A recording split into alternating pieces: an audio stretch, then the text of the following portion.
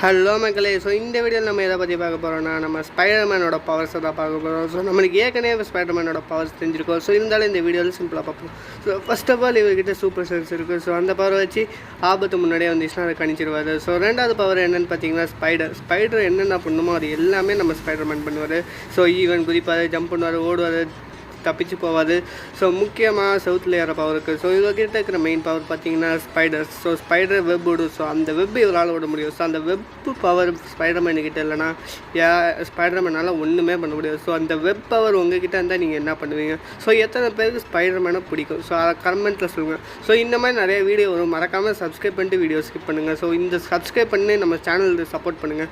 So இந்த மாதிரி நிறைய வீடியோ நீங்கள் பார்க்கலாம். ஸோ இனிமேல் நம்ம சேனலில் மாடல் கண்டென்ட் நிறையாவே வரும். ஸோ முக்கியமாக நம்ம அனிமியை பற்றி போட்டு தான் இருக்கும். ஸோ அந்த வீடியோ தான் செக் பண்ணி பாருங்கள். ஸோ இந்த வீடியோலேருந்து உங்கள்கிட்ட வீடியோவே இருப்பீங்க. And bye guys.